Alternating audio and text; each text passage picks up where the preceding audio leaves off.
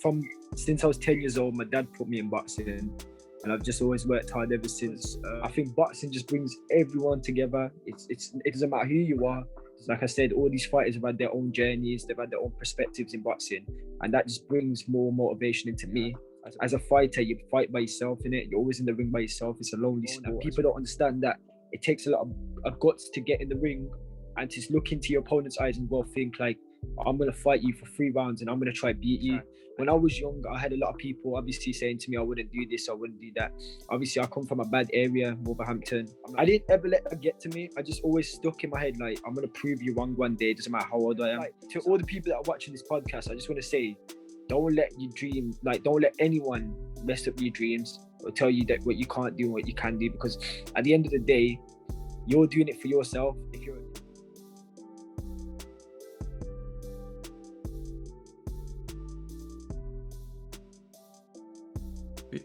Welcome back to the KultureKast podcast. Today I'm joined by an amateur boxer from Wolverhampton. He is 3 times Midlands champion. He's also won the national bronze medal. Welcome, Gully. How are you doing, man? Nice to meet you. Nice to meet you. Just training hard every day. You know how it is. Working hard and maintaining patience. You know That's the one. Yeah. How about yourself? How you been? You been okay? I'm good, man. I'm good. I watched the Canelo fight this morning, so I'm right in the mood for a boxing chat today. Yeah, man. Canelo's my idol anyway. Like, he's a great fighter, man. But yeah, we'll talk about that. Yeah, we'll talk about that in a bit. But as I do with every single podcast, what I like to do is just start with asking about your background, asking about your childhood and your upbringing, and just to give a bit of context on your background.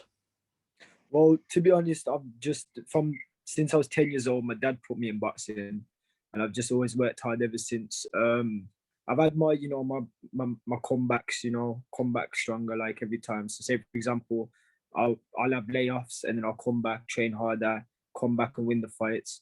I've had 32 amateur fights. I've won 25. I've been in most of the nationals. I've been in the nationals 3 times. I've been close to winning it, but, the judges just had it a different decision for me. But I've always had good fights, like close fights. I've always put 100% in. My family always there to support me. I'm ambitious, passionate, and I always just watch boxing all the time. You know what I mean? I'm always like committed to this lifestyle because I think it brings a lot of greatness to my life, if you know what I mean. So yeah, but my background is I'm a Sikh boxer. I'm from Wolverhampton, obviously. I'm 18 years old. I'm coming up the ranks, watching great fighters all the time, watching other Sikh fighters come up as well. So it's like the motivation we bring together, you know what I mean? Mm-hmm. I like, you know what, just love the sport of boxing, you know what I mean? Like obviously my favorite fighter is Canelo Alvarez. He's always been my idol. He's just got great body shots. What he's done for boxing is amazing. It's just motivated me to watch his fights and come back stronger as well. So like when he lost against Floyd Mayweather, that was like something that I could look at and say, well, a great fighter lost the fight, but ever since that fight, he's always become the man of the man. You know what I mean? He's beat the man. Let's beat the man, if you know what I mean. So yeah, that's my upbringing. But yeah. Yeah, 100%. We'll get a bit into like his sort of boxing and the current landscape in a bit.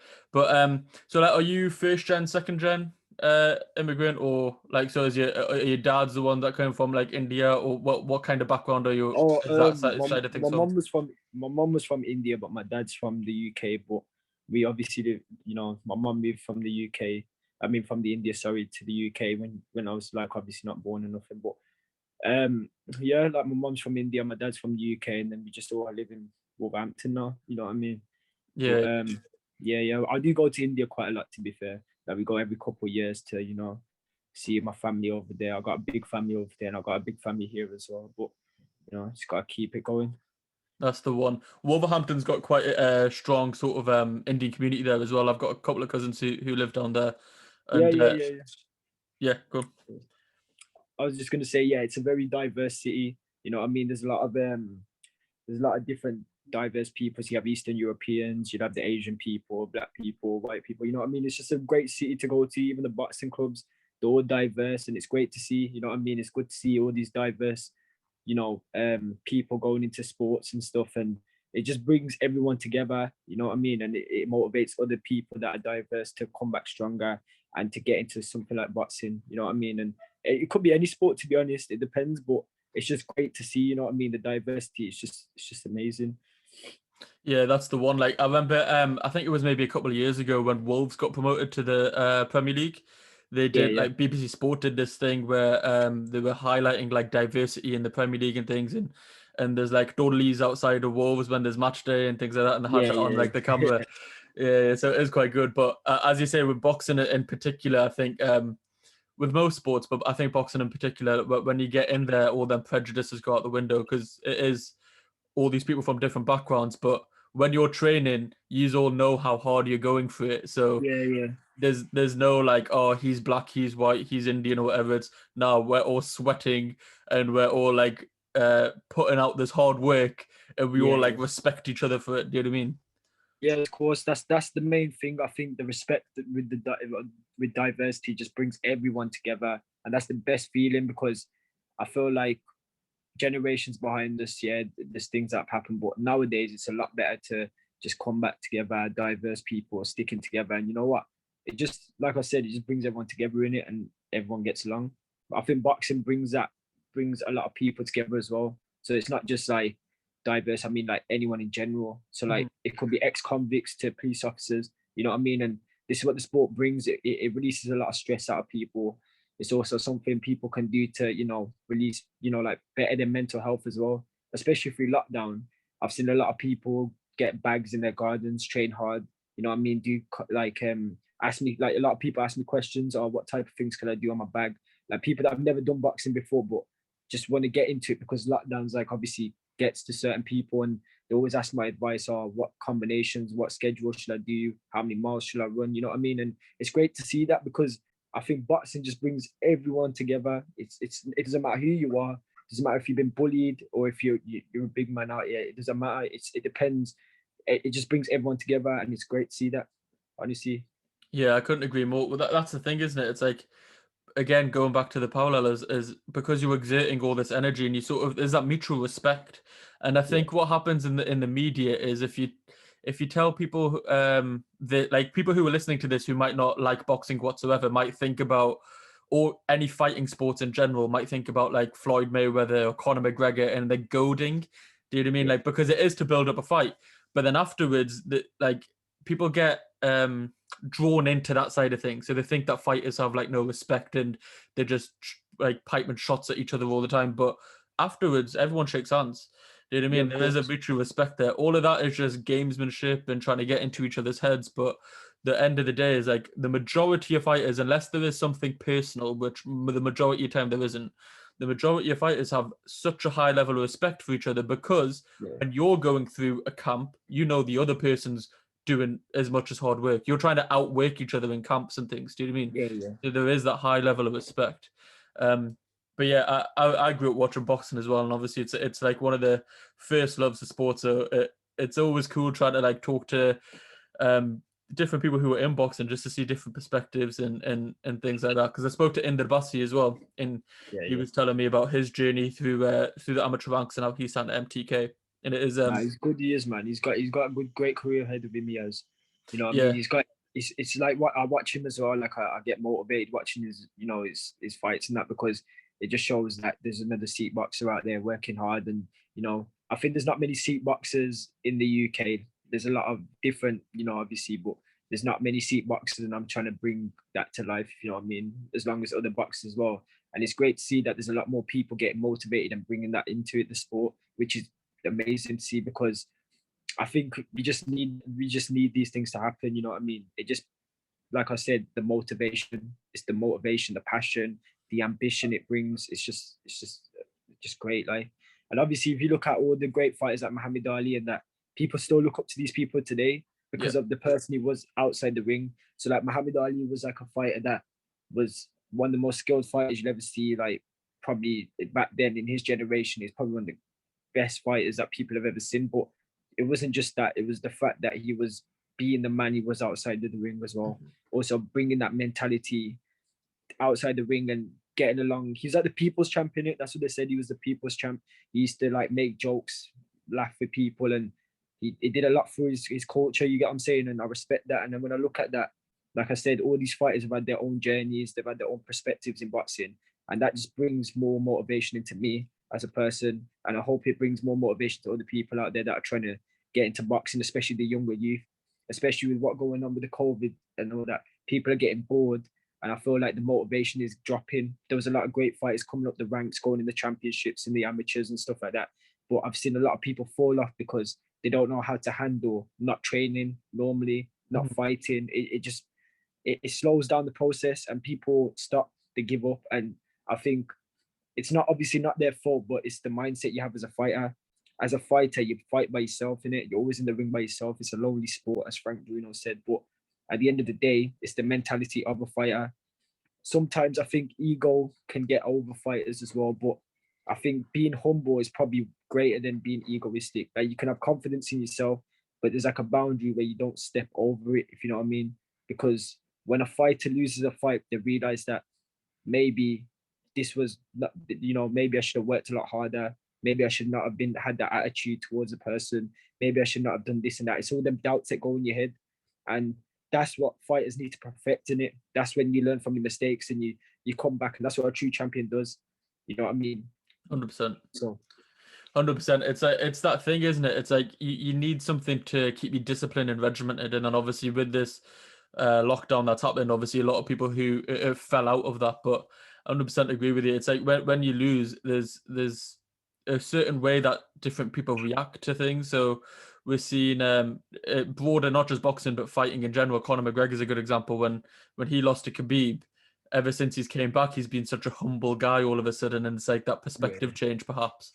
But then you see Deontay Wilder when he lost to Tyson Fury, and that's like a completely different side of the story. He's came up with X amount of excuses, and is still very much in this uncertain place until he actually comes back and has his next fight.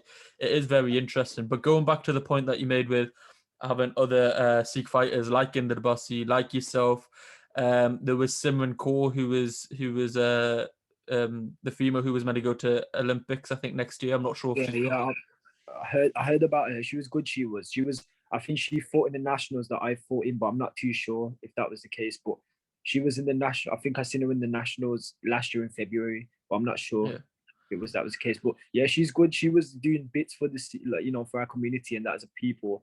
But like I said, it's the mindset. But great fighter for real. Great fighter. Like in the Bassi, we got Indy Sangha as well. Good fighter. Okay. He fought for BT Sports. So like, if you don't know about him, get at him as well. He's a good fighter coming up. And I've seen there's I know a couple of good fighters. Sharon Powell, first Umar boxer to come in. You got Amrit Tool. He does good in the nationals as well. There's quite a good few fighters that out there now that I could see that bringing that Sikh boxing up to life as well, and motivating other Sikh fighters to come in. And it doesn't just have to be Sikh. People could be anyone. You know what I mean? It's just that I like to see everyone motivated from the fact that being a boxer and like the training and the training side to it, and the amount of endorphins that are released whilst doing it. Like I said, mental health is the main thing for boxing. Like your health, mental health will better, your physical body will better as well, your mindset will better, and everything about your body, the inside your system, and that, like, everything's just gonna get cleansed, because boxing is one of them sports that cleanses everything. It doesn't just work one thing; it works everything in your body, and that's the great thing about boxing. It's not like, so say for example, you got footballers. Football is like a sport where you have a team. You know what I mean? You've got your teammates around you. So when you lose, you're not losing by yourself. You're losing with your team and your manager and everyone. But with boxing, you fight on your own. And people don't understand that it takes a lot of guts to get in the ring and to look into your opponent's eyes and think like, I'm going to fight you for 3 rounds and I'm going to try beat you. And to have that mentality, you got to be very strong-minded. And I respect any fighter that steps in the ring. That is it takes a lot of guts. I know how it feels, but it's always about mastering your nerves as well. I feel like a lot of people, they get really nervous before fights. They get really nervous. So like, say for example, when they get nervous, that overpowers their body.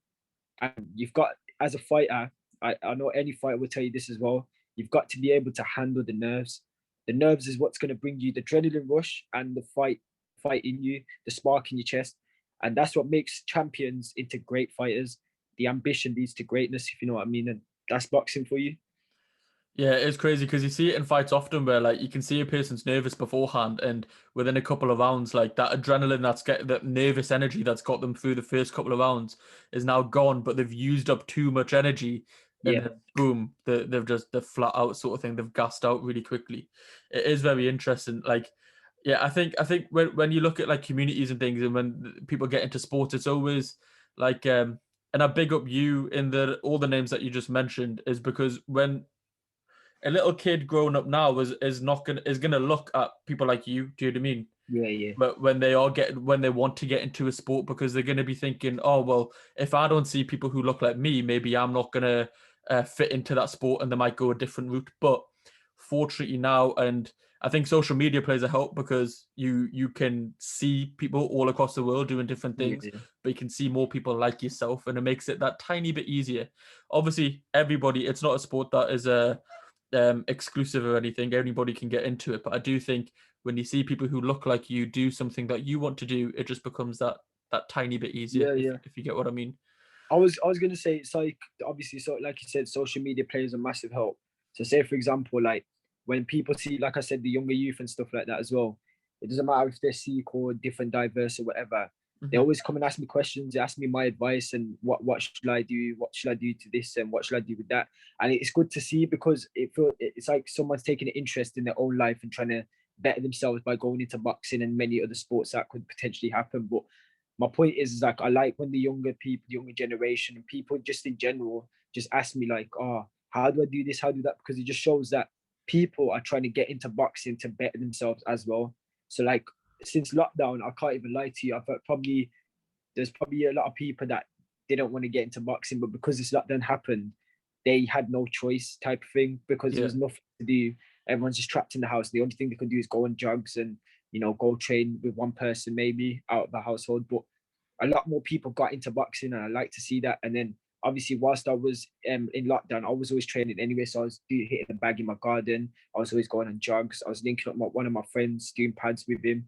We just kept it working, and I think a lot of people got motivated by that. And it's good to see the motivation going into people because that's what I'm here for. It's like influencing in it. Like as in, if I make it in boxing, I'm not just gonna do it for myself. I'm gonna bring a lot of young fighters with me as well. Like I'm gonna try help people get into boxing. Maybe potentially as I get older, when I turn pro, if I make it the big time, you know what I mean? I'll open up my own boxing clubs, support the younger generation, anyone that wants to get into boxing. I'll understand how it feels because it's hard to get into it. It's a hard sport, but I think some people you can see the mentality and some people you can't. But it doesn't matter if you don't want to get into boxing, you can still do the sport just to train as well. Just yeah, generally train, get some sparring in, get the experience of being a boxer, what it's like, how you feel to be a boxer, the training side to it. But I think people don't understand the concept of boxing is like one of the hardest sports in the world. It takes a lot out of people, a lot of sacrifices, a lot of sacrifices to make you great. And that's the difference between boxing and many other sports. You know what it's I'm saying? because it is a individual sport, and I think that's why people have probably picked it up during this lockdown, is because you don't need a team. You know what I mean? You don't need Yeah, like a yeah, basketball team or a football team or whatever. It is literally like if you have a pair of gloves and anything to hit, do you know what I mean? yeah, Then you yeah, can yeah, sort yeah. of get started. And most of it is like skipping rope, road running, and then doing a bit of like sparring or bag work or anything you can do in the house. It is like really powerful in that sense. Yeah. Um, the other thing that you touched on there was, sorry, there was something else that you touched on there, but it just fully went out of my mind. Was it the was it just people doing boxing in general? No, Like, sorry, the influencing. So when oh you yeah, yeah, have already got this in your mind, it is refreshing to hear because obviously a lot of boxers do come from like a sort of quote unquote tough background. When you hear like the ones who are like at the highest level, it's like they've came from the slums and they've came from the really rough backgrounds and things. But when they do get there, some obviously help, some obviously um, just live a lavish lifestyle. And fair yeah, enough, yeah, you've done the work to do it. But it is quite nice to hear that like you've sort of already got this plan in your head that obviously when you progress forward up the ranks, you do want to give back and things. It is refreshing to hear, which is really nice. But I I want to feel go. like Sorry, go on. yeah, go on. I was just gonna say in boxing, a lot of people don't believe in you. So like a lot of people look at you and think, well, he ain't gonna get nowhere. Like, you know what I'm saying? Like, even if you're young and you're trying to get into boxing, he's got a bit too much weight on him. He does. He can't punch straight and this and that. But don't ever, like, to all the people that are watching this podcast, I just want to say, don't let your dream, like, don't let anyone mess up your dreams or tell you that what you can't do and what you can do, because at the end of the day, you're doing it for yourself. If you're, especially in boxing anyway, you're doing it for yourself. Your trainer's gonna there probably criticize you if you're doing something wrong, but that's good. But the people that are criticizing you, like as in outside the boxing club and stuff, and telling you can't do it, use that as motivation. That's the greatest thing possible, because using that as motivation, your greatest, your greatest revenge is your success, obviously. So when you become successful as a boxer, when I was young, I had a lot of people obviously saying to me, I wouldn't do this, I wouldn't do that. Obviously, I come from a bad area, Wolverhampton. I'm not exactly from the nicest area, but there's a lot of people that will tell you like, oh, you can't do this, you can't do that. But I didn't ever let that get to me. I just always stuck in my head, like, I'm going to prove you wrong one day. It doesn't matter how old I am. So as I got older and older, the same people started to show me love. And that's the greatest thing about proving people wrong. Like, did you watch Oscar Valdez's interview after his fight when he was saying, "Oh, people." Well, I'll tell you anyway. He said that all the boxing experts were saying that he was going to lose the fight, and they were saying that he was going to get knocked out in the first 5 rounds. He's going to get dominated, this and that. He said even his own idol. But when he won the fight, you could clearly see the energy was different from these people, and that's what changes the mindset of your fans. That's how you gain your fans. It's like you win your fans over by beating great fighters. It's like, it's just never giving up. That's what makes you better than someone else, if you know what I mean. 100%. The tide's always changing. Do you know what I mean? Like, people will just naturally flow to when people are successful and things. And you see what I seen the knockout that he had, that Valdez in his fight, and it was a lethal knockout. To be fair, it was a really good one. But yeah, exactly. Like, it was the same thing with what was it, Lara, when he fought Warrington a few weeks ago.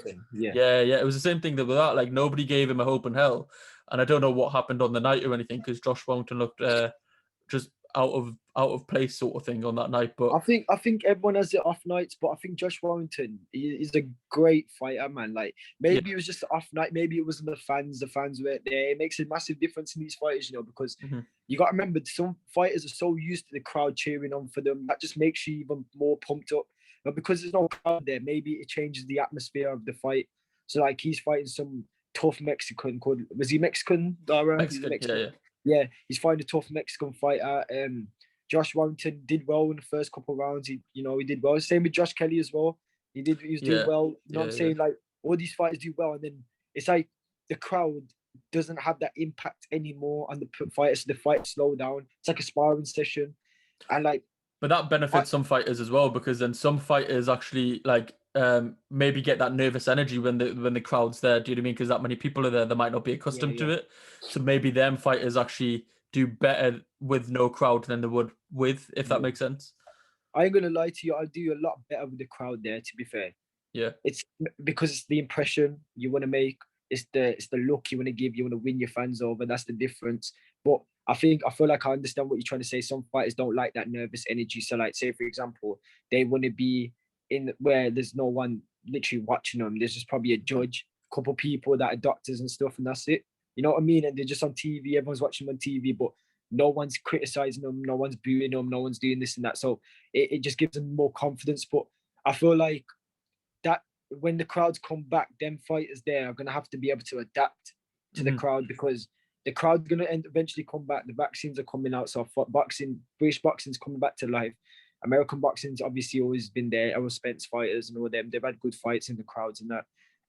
Design, they're doing a lot with Canelo's fights so far as well. They're getting the fans back in. So and that for £2. And for £2, I've been signed up since DAZN launch in January. I don't know how many fights we've had, but for £2 a month, I'll be laughing. Nah, I bought it as well, man. Like, it's just good to see, because all the good, there's a lot of good fighters in Design now. Like, you got Kovalev, Canelo, you got I think Demetrius Andre's with him as well. I'm not sure if he's with Matchroom or Design, but Billy Joe Saunders is with him. I think Dazan's got all of the fighters now, even Joshua and that. He's obviously on the Matchroom, but Dazan does come a big place with Joshua as well. Then you just got all the big names in Dazan now, and it's only £2. You know what I mean? So you think about it this way, they're putting on great fights, and people are loving it because they're not paying much, but at the same time, they're seeing a great fight. So like Billy Joe Saunders and Canelo is coming in the future. I feel like a lot of people enjoyed that fight because there's two world class fighters going against each other, and they're like, it just brings that attraction to one place. So like, you got the Mexican fans, then you got the British fans as well that are going to be there, and it's just going to be a major clash, like Canelo versus Callum Smith. But I feel like it'll be even bigger fight. You know what I mean? Yeah, because yeah. with when I hear Billy Joe Saunders' name, I feel like he is up there. You know what I mean? 100%. I'll give him the benefit of the doubt. He is up there because he's beat some good fighters. He's beat David Lemieux. He's beat Chris Eubank Jr. You know what I mean? I do put him up there, but I think Canelo's just going to be a little bit too much for him, man. I think he's just too skilled, and you know what I mean? Yeah, I had this conversation literally this morning with Inder again. I put a poll on Instagram to see what people were thinking, Canelo or Yeah, Billy Joe, and majority of them were saying Canelo. But we were messaging, and he goes like he wouldn't be surprised if Billy Joe won, and I wouldn't either. I want Billy Joe to win. However, I feel like at the moment Canelo's just in his element. He's in his moment. He's active, which is the biggest thing as well. Like them fights that Billy Joe had were a few years ago, and he does rise to the occasion. However, he hasn't fought in like 18, 19 months maybe. yeah. But whereas Canelo is going to be fighting 3 times in 6 months, 9 months, or whatever it may be. So That's what I think. I think what Canelo's done there is he's fought Yildirim. I think his name's Yildirim. yeah, Yildirim. He's fought Yildirim to have like a little tune-up fight for the year. So what he's done is I think what he's done is he's fought Yildirim. He knew, obviously everyone knew that was a major mismatch in my opinion, but it was just to take them cobwebs off him. You know what I mean? To make him sharper. So now that he's had a little fight now, he's gonna be definitely ready for Billy Joe Saunders. But Billy Joe Saunders hasn't fought in ages. So the difference between the two is going to be that Canelo's just fought twice before Billy Joe Saunders fighting the first time, and that's Canelo's third fight in the 12 months. But that's also Billy Joe Saunders' first fight, so it's going to play a massive role. So what Canelo's done there, he's been smart. He's getting sharper. He's going to get ready for the fight, and I reckon he's just going to show the world that he's the world champ. And then after that, he's going for Caleb Plant. You know what I mean? because he's trying to become undisputed, isn't it? Yeah, so I believe in him. I think he will beat all these fighters. I think he already is pound for pound king, but I feel like he'll be even better than pound for pound king. He's just going to be a monster. You know what I mean? He's just going to destroy everyone. He's just going up. Like I've never seen a fighter just go weights and just dominate such opposition, like good opposition as well. You know what I mean? Like after the Golovkin fights, I thought this man is the main deal. He's like the real deal. He is, because Golovkin is a monster. He doesn't get knocked out, but for some reason, in the first fight, I did feel like Canelo hurt Golovkin in one of the rounds when Golovkin was slipping in that. And I thought Canelo might have the power to knock him out in the second fight. But I think Canelo's game plan in the second fight with Golovkin was to trim down and use his speed against him and outbox him in that type of terms. But I think Canelo is just obviously just going to be dominating the sport for a long time at the moment. Like I can't see anyone beating the man at the moment at all. I can't see a single person. Unless Floyd comes back, but I don't think that's gonna happen. He's fighting YouTubers. Yeah, of course, that's what I'm saying. It's a bit mad, that is. I think Canelo's just smashing it at the moment because this Billy Joe Saunders fight was meant to happen last year, like it was agreed, but obviously then the pandemic hit. So I think that's when the Smith fight got announced because Billy Joe wasn't ready then. But then by that point, Aldrim, the one that happened today. Or last night, sorry. That was Canelo's mandatory. So the only way that Smith was allowed to happen is if Canelo, the winner of that fight, fought Jan Aldrim within 90 days or something the Smith fight. So I think that's what's happened there. But this Billy Joe fight's going to be amazing because it's that traveling sort of gypsy. I don't know what the politically correct term is with them, but Tyson Fury calls himself the Gypsy King, so I'm pretty sure you're allowed to say Gypsy. But they do play a lot of mind games in it. They're very entertaining people. You know what it is? The reason why people think that Billy Joe Saunders might have a chance with Canelo is because I don't think it's the mind games as such as the footwork. Billy Joe Saunders has got really good footwork, and I've seen his footwork. He's got some next level movement. You know what I mean? Like he's got all the skill, but like I said, he ain't the same fighter he was when he was fighting David Lemieux and he was fighting Chris Eubank Jr. them times there, I understand maybe Christian Jr. was a bit too early for his fight, obviously his career. That was his first good win. That was his like upbringing, you know what I mean? I personally think that he's not the same man he was when he fought them. So Canelo's obviously just gonna, I think he's just gonna break him down throughout the fight. I can't really see Billy Joe Saunders even landing a good shot on Canelo. Honestly, I think maybe the first couple of rounds, yeah, Billy Joe Saunders might use his jab and his movement and that, but you already know what Canelo does, man. He just starts coming in and starts sharpening up his tools, and he dismantles fighters, isn't it? That's what the man's there for. But I think the thing that's really impressive, especially when I was watching the fight last night this morning, and I know obviously, yeah, it's a mandatory and it's not like a mega fight, but it's the shot variation. Do you know what I mean? Like, he comes in the first round where most people are just jabbing to find their range, and he's already coming in with left hooks to the bodies, right uppercuts. Do you know what I mean? Like, he's just playing about. His shot variation is just like, and the shot selection. He's got all these tools available to him, like the variety of punches that he throws he probably throws every variation of a punch in a fight, but to do them at the right time and to just pick them out. And then the impressive thing is that he's doing all these fancy hooks and uppercuts, but at the end of the day, the one that dropped him this morning was just a simple 1-2 straight down the middle. Yeah, just simple shots. But it's that thing, because he's going for the hooks all the time, then the opponent's obviously waiting for the hooks to come in and just leaving the middle open, and then boom, straight down there. But see, but I've never seen a fighter like Canelo land such good shots. Like the way he lands the hooks, the way he he throws the punches and stuff. Like, I don't think I've ever seen the sharpness. You know, the left hooks to the body, the uppercuts, the right hooks. Like, I've seen. I would say, I don't think I've ever seen such sharp like accuracy as well.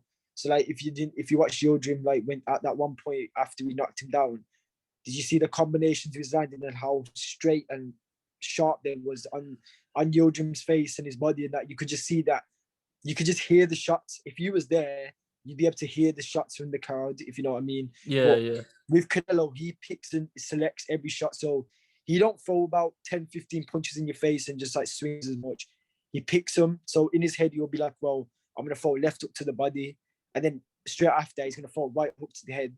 And then throw right uppercut, you know what I mean? And just, that's the way he fights. He's got a very effective, punching rate as well. Like when he punches, it hurts, you know what I mean? But I think right now, I don't see anyone beating Canelo for the next 3 years yet. I don't see any. I can't even in the future. I don't really know which man he's going to beat. I think he'll beat Demetrius Andrade.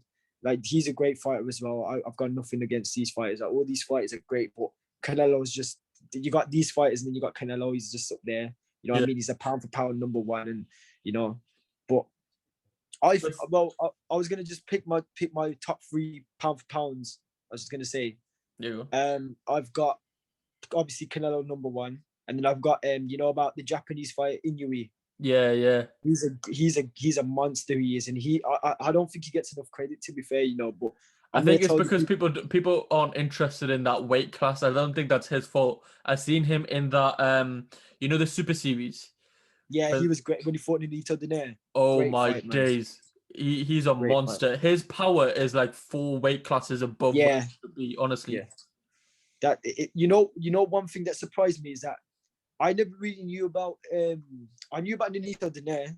I was a really big fan of Nonito Donaire. Great Filipino fighter, man. Like, tough, man. Like, you know what I mean? He gets in there, he fights. I've seen him a lot of times against Cesar Juarez. He's good on top rank and that. He's a good fighter, but I think personally, when I saw Inoue, like the first time I seen Inoue was against who was that? It was in the Super 6 series, but it was the second fight for him, the third fight, I think. And then I seen him and I thought the accuracy was just on point, man. The shots, the combinations he was throwing. And then obviously it was Nonito Donaire, the last fight. I thought Nonito Donaire was going to win that fight, The reason why is because Inoue, like, I've never seen him fight someone so good. Do you know what I mean?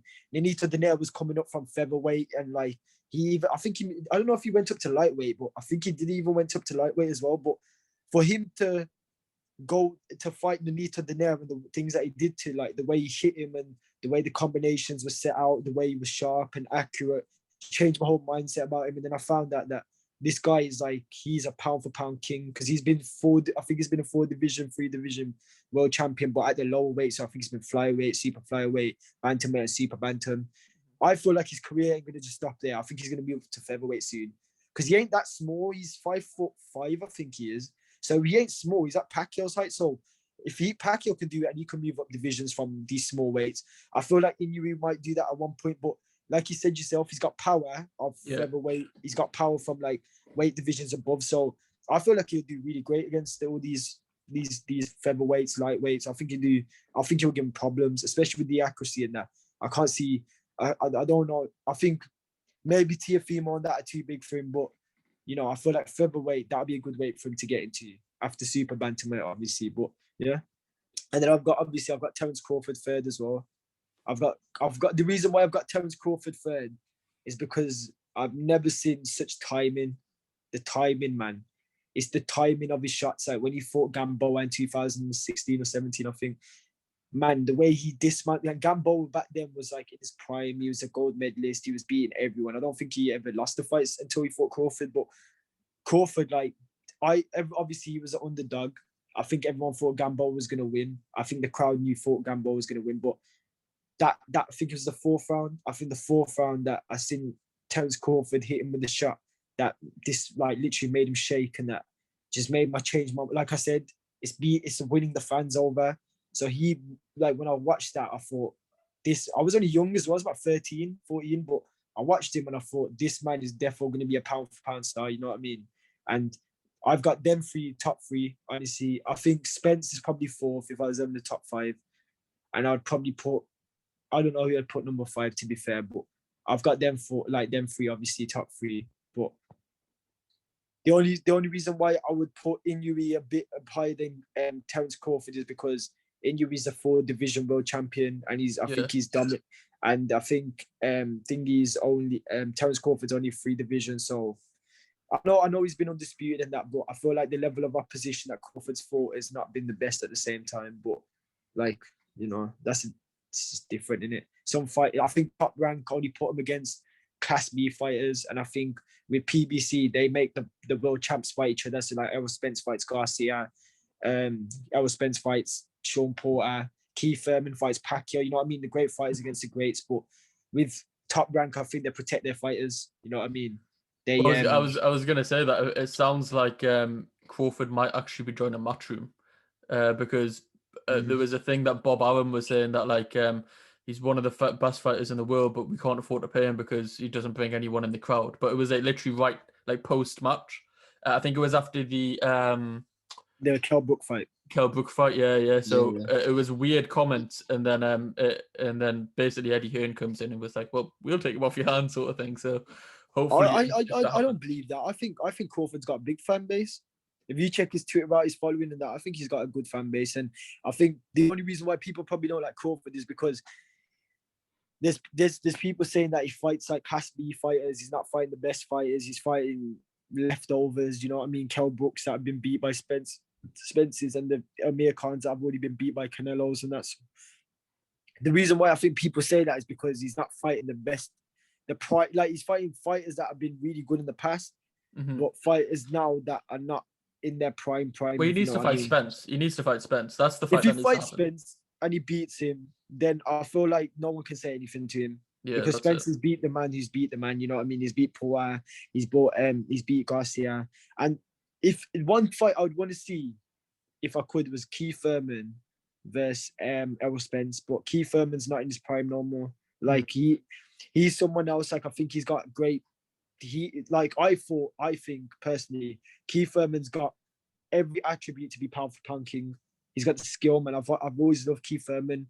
I wouldn't put him as my top. I'd put him as my personal top 3 favorite fighters, but not the top 3 pound for pounds. Nothing like, because he hasn't done enough to do it. But when he fought Porter, when he fought Garcia, man, that was a different level because he was the first man to beat Garcia. And I think Porter was only lost against Kell Brook until then. And obviously Kell Brook at the time was an IBF world champion. So to Keith Thurman to beat Porter was obviously improved a lot since then. So he beat a prime Porter as well and gave him a lot of problems. And that's why I respect Keith Thurman. But I feel like the reason why he lost against Pacquiao was because he wasn't okay. So Keith Thurman, you've seen him against all the great fighters in that year, but when he fought Pacquiao, he had a 2-year layoff.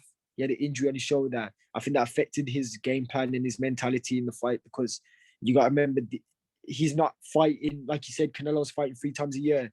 He didn't fight for ages, you know what I mean? So yeah, there's major differences. Yeah, no, 100%. Before, okay, we'll jump back into the boxing scene at the moment. Towards the end, because we'll go through like divisions at a time and see who you think is going to come out on top.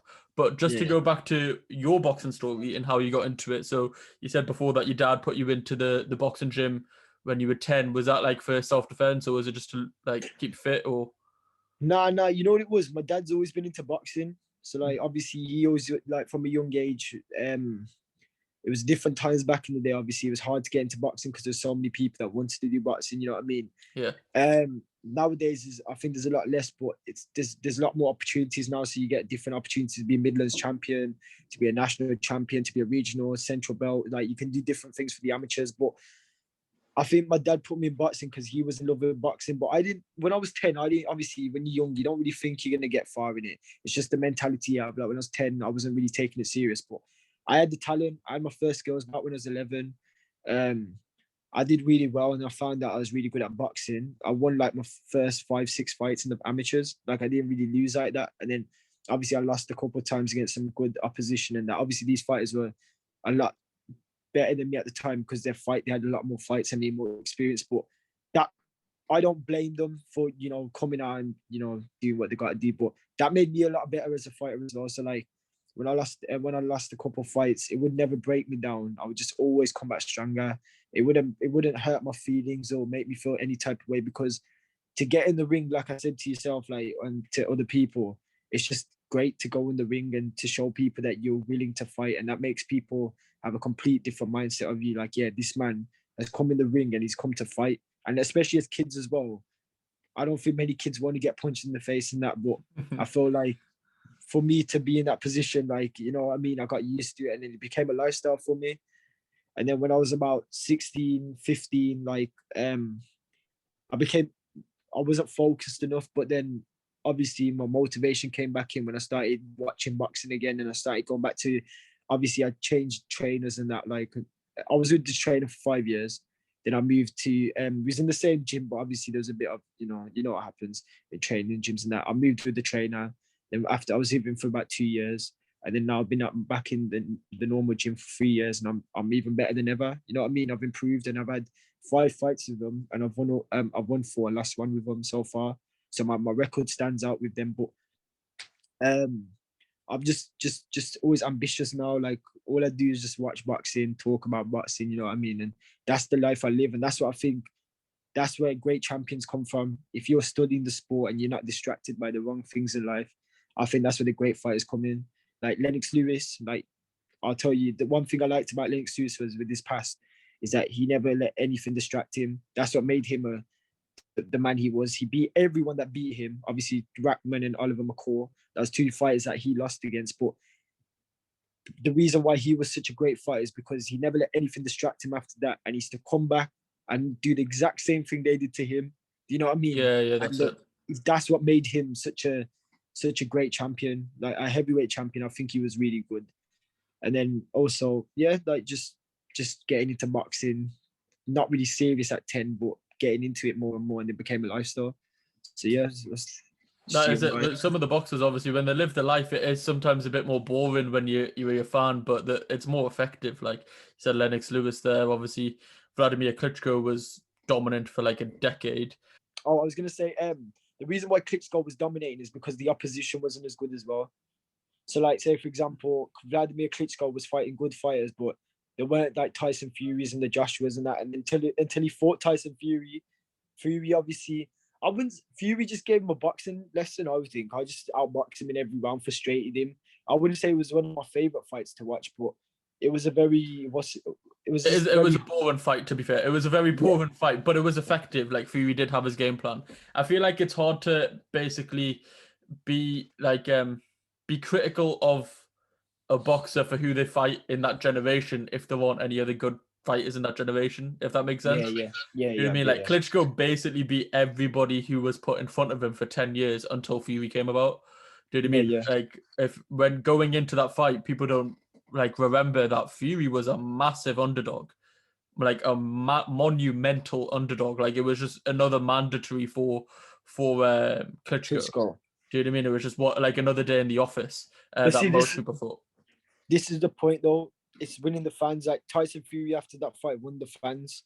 You know what I mean? Everyone that came to support him, and even the Russian fans that came, not Russian, Ukrainian, sorry, the Ukrainian fans that came to watch the fight as well. Like it just shows that Tyson Fury built the fan base from after that fight. But obviously he had these little downhill moments and he went downhill and that. But I've got to give credit to the man. He came back, like I said, he didn't listen to no one. He came back 100% stronger, which made him a different breed of fighters. That's what made Tyson Fury into Tyson Fury. You know what I mean? Yeah. That's what made him into the man that he is today. The way he came, what people need to understand is Tyson Fury, came back out of a long layoff where he was a big guy at one point. Like his body was just not in shape. He was not the same man he was obviously when he fought Klitschko. But you got to give the man credit. He came back and beat the baddest man on the planet.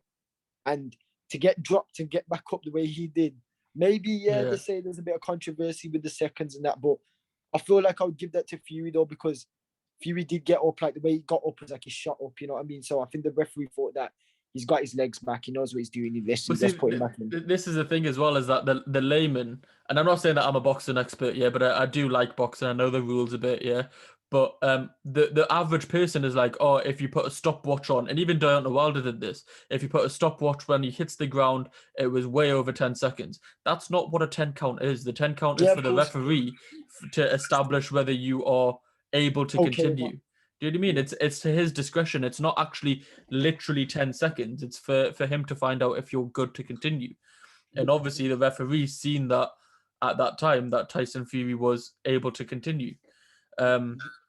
But going back to yourself, because we keep on talking about these everybody else other than yourself. Nah, you know what it is? It's because we're just generally talking about boxing, how it motivates me and that, innit? Like it does come in handy. But as a boxer myself, I just love to fight. I've always, since I've been like 10, 11, I'm not that fighter that just like comes in and boxes. It's like I just come in and throw a lot of shots in your face, and you know, that's what made me different to everyone else. But when I was in the gym, I got recognized highly by like a lot of trainers because I had the heart, you know what I mean? When I got hurt, I never used to go down. I sparred top opposition. I sparred some good pros, Kyle Williams. I sparred them the other day. I signed someone that was signed to BT Sport and that. Like I've had good pro sparring and stuff. I've had the experience, the amateur experience, everything. I've spoke to great fighters like Jamie Cox, Michael Bounty Hunter. I've spoke to him a little bit.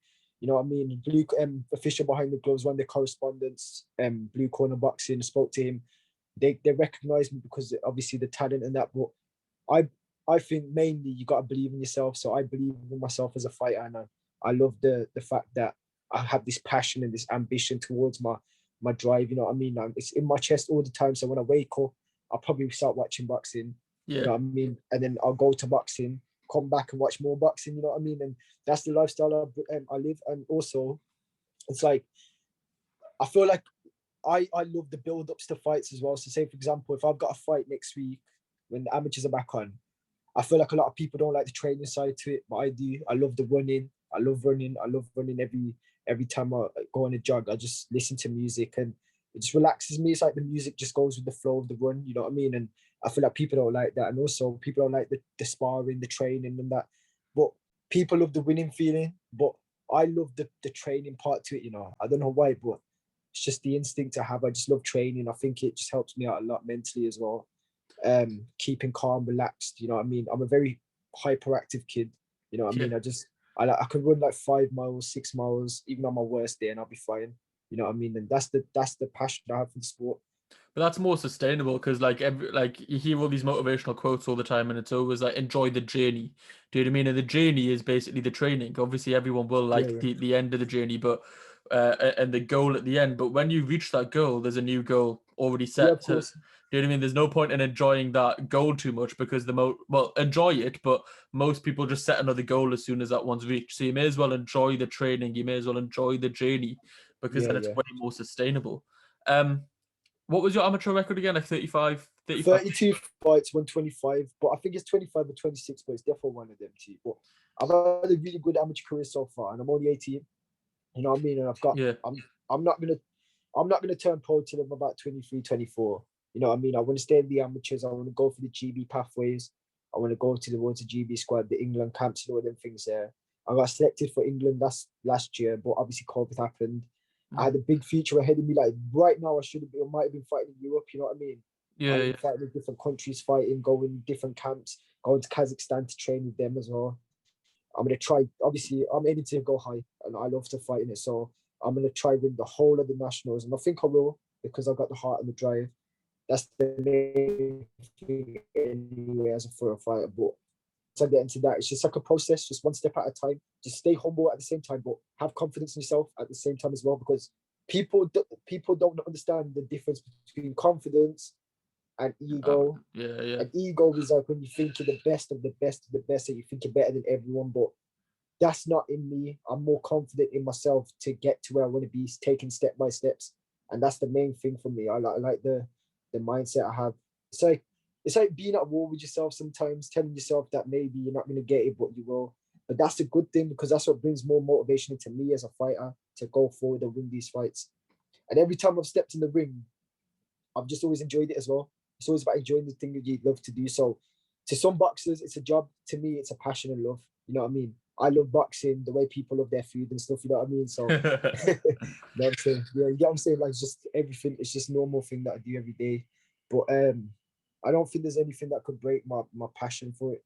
Nothing at all. I've had 3 broken hands in boxing. I've had a concussion in the past for boxing. I've had 2 broken noses.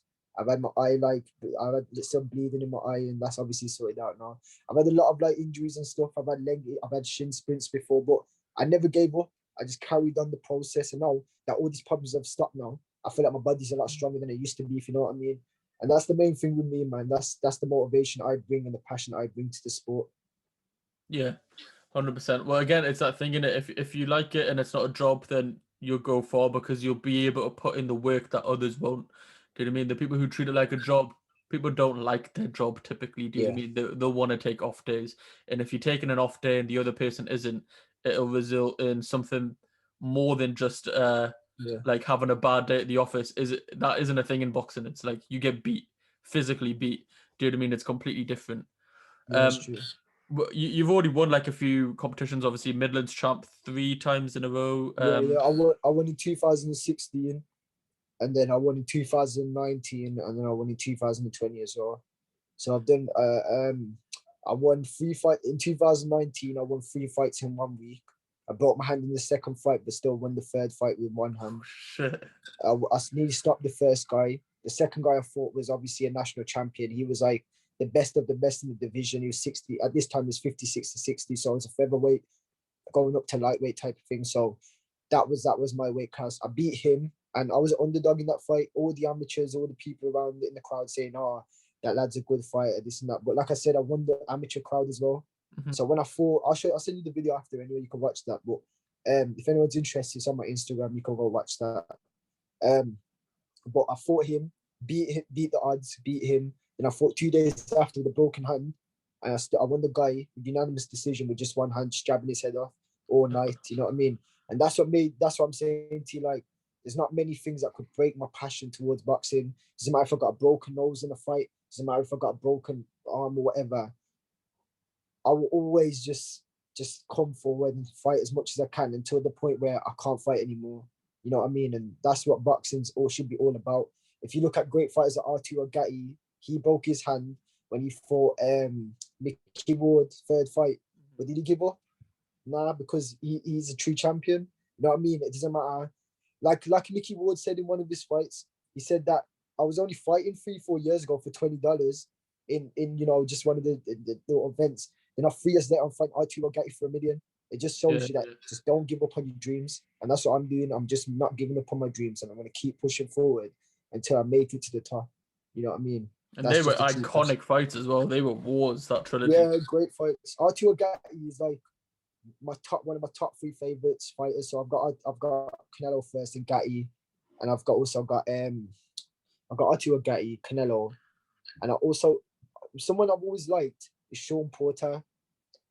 I've always liked Sean Porter. I think even though he's lost a lot, like quite a few of his fights, it's just the way he brings that heart, like, you know, the heart and the passion he brings. Doesn't matter if he loses or not. He's a dog fighter. He comes in and just smokes his opponent as much as he can. And it's not like even the fighters that he loses against, you see their face in that, like, they got black eyes, they got cuts all over their face. He's been in a dog fight, but yeah, they're my 3 favorite fighters, and they motivate me to get in the ring and fight more. Watching them, even normal fighters, to be fair, but you know, it's just more of like the motivation that they bring because the way they fight and stuff. What weight are you at the moment? Like, what weight class do you fight at? At light welterweight now, so that's 64 kg. So what I'm gonna do is I'm going to obviously start off at 64 kg and then probably go into pro. Like, if I ever do turn pro in the future, I will probably fight at 64 kg at the start, say with my amateurs, and then probably move up to welterweight, 67 kg after. I'm 5'7.5", so I'm a decent height for the weight as well. So, and I've got decent strength and speed. I've got everything for that weight. But what I did start off as, like, people will be shocked, is I started off at 50 kg. In 2016, I won the Midlands Championship at, like, flyweight, you know what I mean? Wow. And then I gained a lot of weight, like, through, like, the years, and obviously, and I got stronger, but I was still I bought this. To be fair, I was quite strong at my weight at 50 kg, so the strength was already there. It was just the speed as well. I brought the speed with me, but I just gained even more strength, if you know what I mean. The speed is still there, but it's like the positioning of shots. I've changed different things about my style. I'm not just leaving my face open all the time. Like before, I used to just go in there and just throw about 10 million punches, but get caught myself. You know what I mean? Yeah. But like I said, if anyone wants to watch my fights, just let me know. Like, I'll show people, because I want to show people that the heart and drive that I'm talking about, if you know what I mean. 100%. You're only going to get bigger as well. Like, you're only 18. You're probably growing a bit of height maybe as well until like you're 21, 22. But definitely, like, when you get into your 20s, you end up putting on a bit more muscle mass. You end up, your metabolism will slow down, unfortunately. Find out that the hard way. But and you end up just getting bigger over time in it. So it is going to be very interesting to watch your professional, hopefully, journey as well as your amateur journey. As I say, we'll get back onto the boxing landscape as we were talking about it in depth before. I've got like 3 or 4 different weight categories that I quite enjoy watching. So I'm gonna just throw these out there and a couple of names, and then you basically just tell me who you think is going to be top of the division. Is that cool? Go on, man. Yeah, that's cool. So we'll start probably from lightest to heaviest. So we'll start with lightweight. Obviously, you've got, in my opinion, it's one of the most exciting divisions at the moment, because you've got Lomachenko and Teofimo, who obviously had their fight, and Teofimo came out on top. But you've got Haney and Garcia in that as well, which I think are going to be them like 4 horsemen. You could put in Tank as well in there if you wanted to see who would come out on top there. Who do you think's going to be number 1? Okay, so I've got Teofimo Lopez being number 1. The reason why I think Teofimo is going to beat all of them is because he's got that heart, man. You know what I mean? I've seen that. I've seen the spark in his chest. You can tell by his eyes when he walks into the ring, when he fought Lomachenko. Teofimo's too strong for him. I think maybe a bit too strong to the way Lomachenko makes the angles and that. I don't think it worked with him, because Teofimo's obviously got longer arms. He's a bigger body. You know what I mean? He's going to overpower him with strength. And you got to remember, Lomachenko's not a natural. I don't think he's a natural lightweight. I think he's a featherweight. So it does make a little bit of a difference moving up to divisions because of the power. But when I seen Teofimo do that 12-round performance, I think Teofimo won 8 rounds of that fight. And I've never seen someone beat Lomachenko that good, except for Salido. And even then, I thought Lomachenko beat Salido. That should have been Lomachenko's fight. So what I'm trying to say is Teofimo is going to be number 1. Should I just do it in order? Should I put him in order? Yeah, sure. You can do an order if you want. So I've got Teofimo number 1. Then I've got Gervonta Davis next. The reason why I've got Gervonta Davis next is because he ain't got the best skills, but the strength he holds is different. But the reason why I think that he's not the best fighter is because he walks forward too much into shots as well. And when someone like Teofimo catches him, it's gonna hurt, man, because he fought Leo Santa Cruz, and Leo Santa Cruz is powerful, but not powerful enough to knock him out. You know what I mean? So like he was hitting. I saw a lot of shots. Gervonta was getting caught with a lot of shots by Leo Santa Cruz. And obviously we know Leo Santa Cruz is a true warrior. He's one of the greatest fighters that have been in boxing in this era, especially for punch rates and, you know, the way he shows his heart in the ring. But obviously he's a lower weight division. So like you said, not many people watch them divisions no more. But as I was saying, Ante can get caught. He's vulnerable with certain shots. So I feel like Teofimo would be able to break that boundary. You know what I mean? I'm not really a massive fan of Devin Haney. I think he's a bit. I think he's trying to be like Mayweather too much than himself. So, like, say for example, I think Devin Haney is I think he's a great fighter. He's achieved everything that you really want to achieve. But as I said, it's the look in it. Like he wants to be like that. But I feel like he should be himself more than, you know. But Devin Haney is also a great fighter as well. I feel like he's got good skills and stuff like that, but I'm just not a big fan of him, you know what I mean? What about Garcia? I think Ryan Garcia is just a pretty boy. I think he's good. I think he's a good fighter, man. I think he's got a long time yet, though. I think he's still got a lot to learn as well. To be fair, I think the thing that changed a lot of people's mind is probably this Luke Campbell fight. Yeah, he did well, man. That body shot. See, that's what I'm trying to say. The body shot he landed on Luke Campbell. Man, that was probably one of the best body shots I could ever see in my life. The impact on his body. It's moving to Canelo's camp. It's training with Eddie Reynoso, training with Canelo. I think has made like a massive difference, and you can sort of tell that that change. I think he is still a bit of a pretty boy, and he needs to be a bit more, I don't know, consistent, I guess, in his fights and like train a bit harder maybe. But that's obviously we're on the outside. We don't know what's going on in there. But at the moment, he's just calling out everybody, and it is very like social media sort of boxer. I think the problem with Ryan Garcia is trying to rush his career too much. Yeah. Because the reason why is because Gervonta's already beaten people like Gamboa, but Gamboa was not the same fight he was before. So like we can sit here and say, well, Gervonta's beat Gamboa, he's beat this, well, the reason why I think Gervonta's really good is because he beat Pedraza. That's when he opened up my eyes a little bit. When he beat Pedraza, you could just see the skill set that he held for the world class scene, you know what I mean? When he won that world championship, I thought, Gervonta is definitely the top three up there with Teofimo. Because no one believed in Teofimo at the time. They thought he was just you know, like what are them fighters called? You know, the upcoming fighters that end up losing. Yeah. Just like the ones that hyped up and then boom, they just lose, and that's it. Well, see, this is the thing. Even like I think Lomachenko was, he was meant to fight Devin Haney as a mandatory because Devin Haney got up to WBC mandatory, and then Lomachenko got made franchise and ended up fighting Teofimo. But the whole move to franchise is basically to make him a superstar. So he was meant to win that fight. Like if you're thinking about like how fight scheduling and things like that. But it obviously ends up losing instead. But I don't think Devin Haney would beat Lomachenko. I don't think he'd be able to. I don't see Devin Haney beating Lomachenko at all. I can't see. We'll never know because Loma took the franchise option and didn't have his mandatory, so we'll not know. If you can't tell, I'm probably speaking from like a Devin Haney fan because I actually quite like him.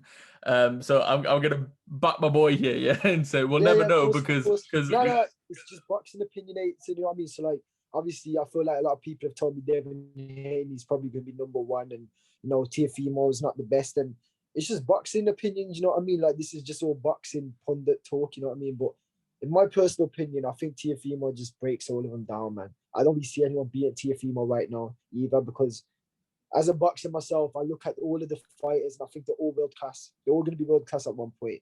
But the one that just stands out a little bit more than the rest is Teofimo. And the reason why is because he took that Lomachenko fight. I think people thought it was a bit too early for his career.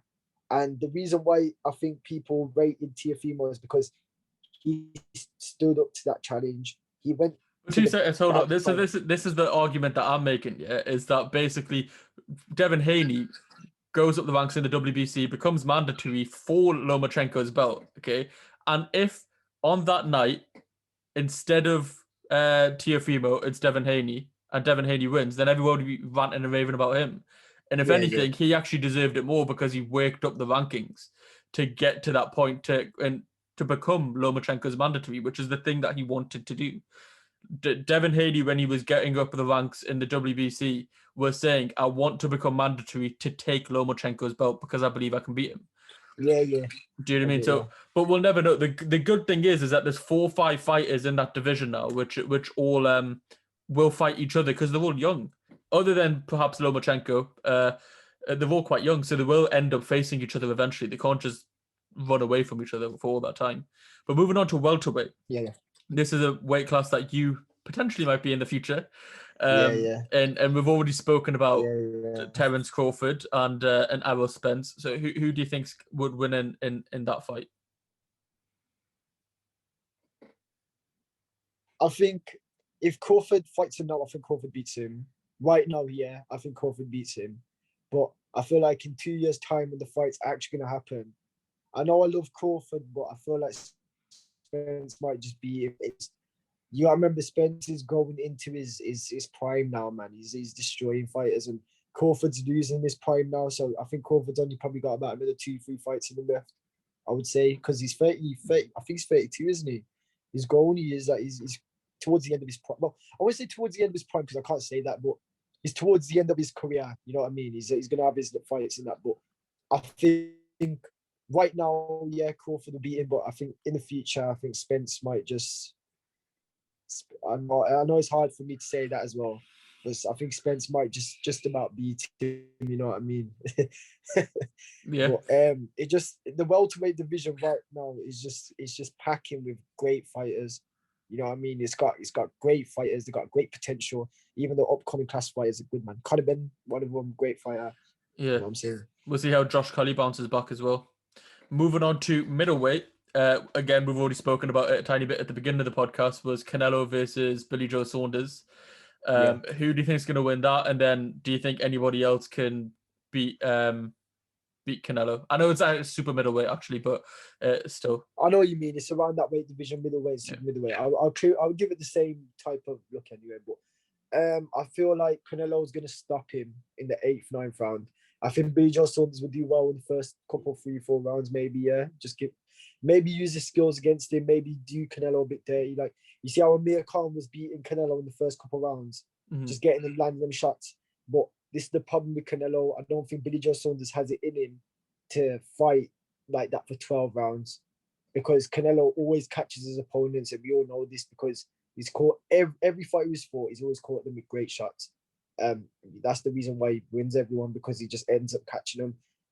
I think Billy Joe Saunders gets stopped in the 8th round, and I don't see anyone at all beating Canelo. Who do you think is going to be the closest challenge? Because a lot of people are talking about Benavidez. Plant doesn't seem like he'll be a massive challenge, but Benavidez seems to be the other one. Nah, I think Canelo beats Benavidez, man. I think Benavidez has even fought the right opposition to fight Canelo. You know what I mean? Everyone's rushing this boat saying, "Oh, Benavidez is going to win this. He's going to smoke Canelo." No, man. Like Benavidez, the only man I could say he's beat is flipping Andre Dirrell, and Andre Dirrell lost against Yildirim. You know what I mean? So it just you got to look at the records and stuff. And I know maybe it's the clash of styles and all that stuff, but come on, do you really think Benavidez is going to beat Canelo? Like Canelo's just beat Kovalev. He's beat Callum Smith. Everyone who snates Callum Smith saying, "Yeah, he's not fought anyone, this and that." But to be a super middleweight champion and be undisputed and win the Super 6 series, he was in the Super 6 series, wasn't he? Yeah. Like beat Groves, isn't it? How can you hate on a man that knocked out George Groves? You know what I mean? And I like Callum Smith. I like the Smith brothers. I think they're all good fighters, but the problem is that people slate the losers of Canelo. If Callum Smith won the fight, it'd be a different story. Everyone would be like, "Oh, Callum Smith is next level, pound for pound. Maybe Canelo was overhyped, this and that." But the reason why everyone always criticizes Canelo's skills and that is because, not his skills, sorry, but is the people he fights, is because he always wins. I feel like people get bored of him winning, all the time and beating all these fighters. But that's how it is. Floyd did it. You know what I mean? So. And Floyd fought everybody top of their game, but after you beat them, they're just discarded as like, "Oh, there's another one of Floyd's basically victories over this next guy." last but not least, because it is the biggest division, is the heavyweights, obviously, because of the massive guys. It sounds like Joshua Fury's basically done, and it's going to happen later this year. Who have Is you it got? actually done? Well, it basically sounds like it. Apparently, like contracts and all that are being signed. I seen Fury came out and did an interview on ESPN, and Joshua's doing his press val now as well. So it does feel like if it has, I don't think it's been announced, but I think it's basically done because I don't think they would be coming out and doing press if it wasn't. Yeah, of course. I think they'll obviously like have to wait a couple of weeks for an official announcement, but they'll be doing their press now so they can get into camp. Who have you got in that? I've got Joshua, Yeah. Okay. I've changed my mind twice about this. I did think Fury was gonna win at first. I can't lie. I thought Fury, but then I thought to myself, Joshua's already taken an L. He's gonna know what it's like to take another L if he does. But he's gonna make sure in every power that he does not take that L, and he's gonna make sure. And with Fury, I think now that he's beat Wilder, maybe his confidence is like a bit too high. You know what I mean? But you can't say like Joshua's fought everyone. I can't lie to you. It doesn't matter how old they are. He's actually fought this is why I changed my mind again about this fight, because there's so much critics behind this fight. There's like, oh yeah, Fury's gonna outbox him. He's gonna do him dirty. He's gonna make sure that Joshua won't be able to catch him. You know what I mean? He's not gonna be able to do this. But come on, Joshua's like fought Povetkin. He's fought all the great fighters. Klitschko as well in a great fight, like entertaining. He's fought Dillian Whyte when Dillian Whyte was obviously undefeated. Obviously, Dillian Whyte maybe wasn't the best fighter then, but to beat Dillian Whyte, he's still got to be good. You get what I'm saying? And he's also fought Takam. He fought all them fighters before they even. And Joseph Parker beat Joseph Parker as well. And this is my point though. I see Joshua just like slowing Fury down. I think Fury's power won't be able to be enough to beat to knock Joshua out, because I feel like with Joshua, he's been actually landed with some good shots. Like people have like Povetkin landed some big right hands on him, and he didn't go down as easy. But obviously with Ruiz, I think Ruiz caught him right in his equilibrium where he lost all of his legs. So the only way I can see that Fury beating him is if he catches him right there. But here, nah, I don't think Fury has the power to knock him out like that. But I do feel like Fury will get dropped by Joshua. I feel like I will see that happen, because what the problem is that Fury's obviously looks great against the Bronze Bomber, because the Bronze Bomber ain't got that many skill sets. Like, he's a very good fighter because he's got that one right hand and boom, the game over. Louis Ortiz, I all know about that, but you're not fighting someone that's going to be like that. You're going to fight someone that's going to be upright, coming forward and trying to fight you as well. And it's got the strength to push you off him. And more technical ability. Yeah, way more technical. He's won a gold medal. Okay, Wilder's won the bronze medal in the Olympics, but I've watched his fights in the Olympics. He was still relying on that one shot. He's hurting his opponents that one shot. But with Joshua, he's had that skill set. He's been in the GB camps. He's fought like all these amateurs, and he's got the amateur pedigree coming into the pros and also then dominating the pros as well. I think he's just got that leash in it. And I feel like everyone started to realize that Joshua's a bit better than what they think he is. He ain't no pushover, man. See, I don't think that personally. And you're preaching to the choir here, because I feel I've said even within the Dabasi, he feels that Fury's going to win, but I said then I feel like Joshua's going to win. I want Joshua to win. Yeah, I want Joshua to win as well, to be fair. But I feel like people are now, after the Ruiz loss and the Fury win over Wilder, I think most people have changed their mind and basically went Fury's basically superhuman. Do you know what I mean? And everyone's, it's like what you were saying before, he's won the crowd. But if you look at resumes, Joshua's resume is the best out of any heavyweight out there. Yeah, best. I think Dillian Whyte's probably got the second best. Yeah, Dillian Whyte's fought some killers as well, like Rivas. And yeah, man, I think Rivas would give anyone heavyweight problems, Exactly. Anyone in the heavyweight division, doesn't matter who they are. I think Rivas probably would be, but I reckon he'd beat Chisora. I don't know why. Yeah. I feel like Rivas would beat Chisora. I think he'd beat Joseph Parker. And this is what I'm trying to say.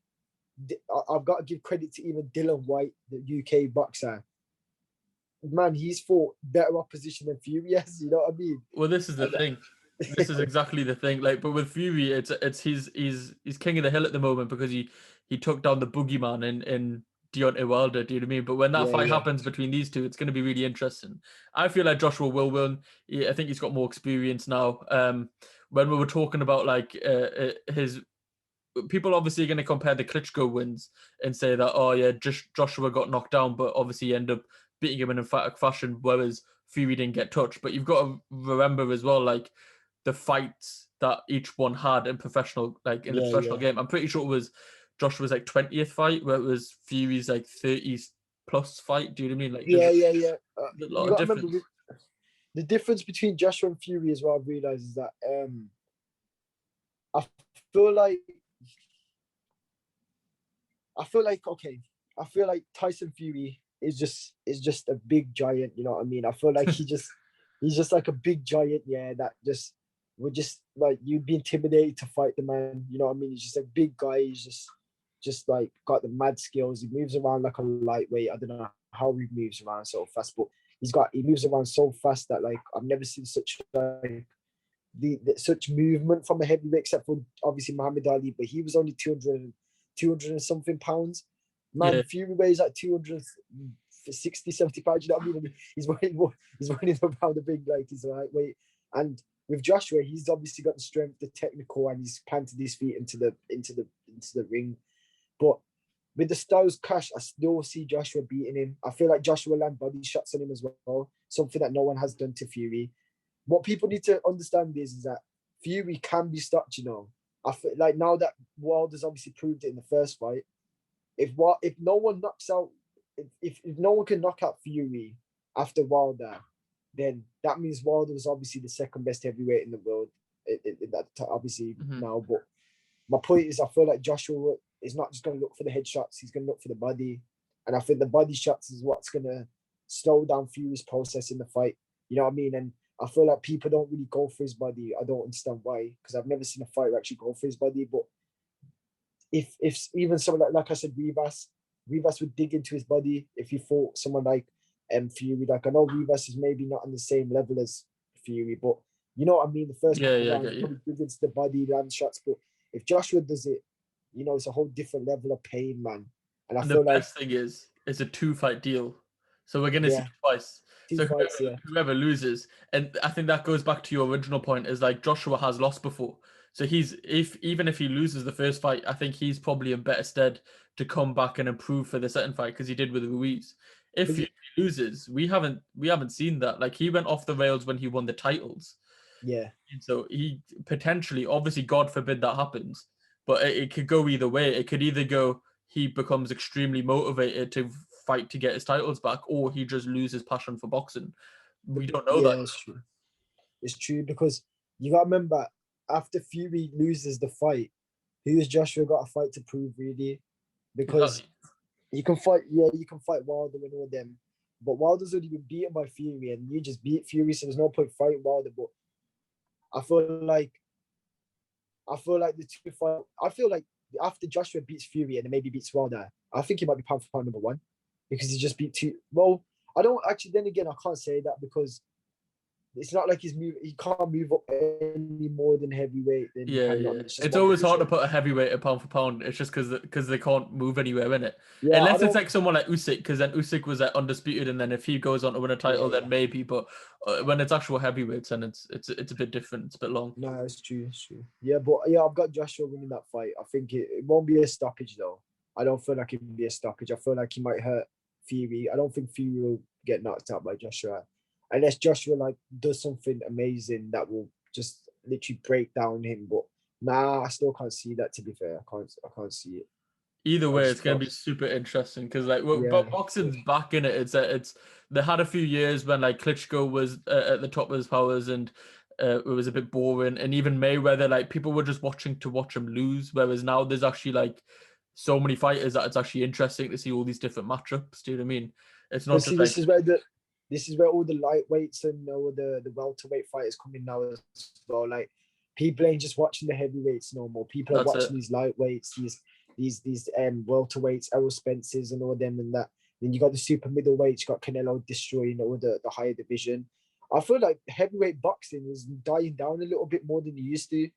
I feel like not the case because of there's not enough heavyweight fighters, but I feel like the lightweight division is hot right now, man. That's the it. lightweight division Yeah, is killing the whole of the boxing scene. I don't think the welterweights are even as important as the lightweights anymore, because the lightweights, you got 5 great fighters. That's my point. I feel like the lightweight division is probably the hottest division right now. No cap. I don't think there's any other division that I can name you that's hot like that. Maybe when Fury was gonna fight Wilder the first time, yeah, the heavyweight world was different because no one knew that you had three. Obviously, you had 3 heavyweights. And you had Dylan White. He was on the street by winning Oscar Rivas. At the time, he didn't lose against Povetkin. Then you had Andy Ruiz as well. Andy Ruiz is a good fight. Andy Ruiz just beat Joshua, but then Joshua beat him back, so Joshua came back to life. And then the heavyweight boxing, but like in 2019 and 2020 halfway, I think heavyweight boxing was killing it. But now that Joshua and Fury are the only 2 fighters that are like world champions in Britain, I feel like once that fight's over, like who is Joshua going to fight after that? There's going to be That's it. That's what the lightweight is what the heavyweight was like 2-3 years ago, where there's 4 or 5 dons, and then they all fight each other, and then you'll get like to the final 2, and then you'll get like the superstar. Do you know what I mean? And it'll be exciting to see how it goes. Right, we're coming to the end of the podcast now, and that means the same 5 questions. So these same 5 questions I ask every single guest that I've had on so far. It's in quick fire fashion, so it's basically like 1 word, 1 sentence answers. But we will go with the first one is, what are you most proud of? To be honest, I am proud of winning the Midlands Championship and getting to the national semi-finals. The reason why is because not many people get to the nationals.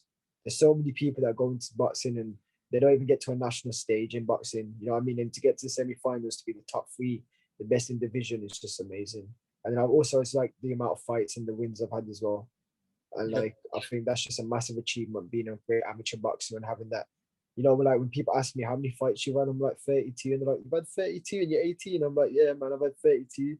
I'm like, how many you won? I'm like 26, 25. I'm like, wow, like this guy is obviously ferocious, you know what I mean? And yeah, that's something I'm proud of, being an amateur boxer and having a great fighting, skills and stuff like that. Yeah. Number 2 is, what are you most looking forward to? I'm looking forward to the England camps next season. The reason why I'm looking forward to the England camps is because I want to see all the England boxers working hard, seeing boxing get back into how it used to be. I want to be a future Olympian, so like that's the route forward. But the camps in that I can show myself to all the England boxing coaches and show them that I'm the top fighter out there, and I'm willing to set my name out there and set the level, especially because that's my ambition in it. But yeah, that's what I'm looking forward to. Also the senior championships as well. Obviously that's the main thing.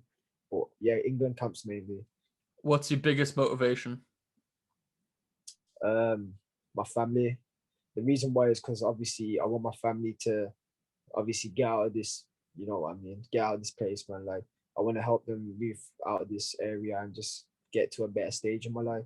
Be financially stable as well, where they don't have to worry about money. So smashed it. What is your definition of success? Revenge to all the people that criticize me. You know what I mean?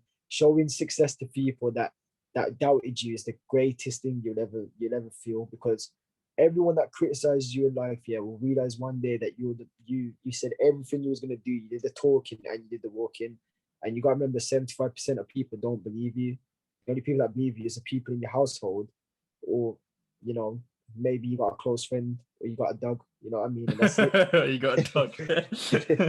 No, smashed it. I like that answer. And the last one, because it's the KultureKast podcast, how do you think your culture has affected you in your journey thus far? But to be fair, I ain't got that many. I can't even lie to you. I haven't got that many Sikh fans. I've got very diverse because I get along with every crowd. So like I do want my name to go out there, but not many Sikh people like look into my thingy because the way I look. Like I feel like it's just it's the way I look in it. If you're not like a full-on Sikh, or you're not like, it just looks different. But maybe that's not for everyone. But the way I live in that as well, the area, like I live in Marines in Wolverhampton. It's the area here is just diverse. Eastern Europeans, I got different fans. Even the boxing clubs, it's just full of diverse people, so it's not just one like race. So But how's that diversity affected you so far? well, I think it's great. I think it's great. It even seeing younger people fight now like motivates me as a person as well, because I remember me doing that.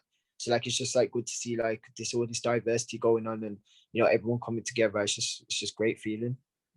Smashed it. So that is the podcast with Gully. All of his links will be in the description, whether you listen on Spotify, Apple Podcasts, whatever, they'll be in the description. You can go check out his Instagram and his Facebook and his TikTok and everything. Yeah.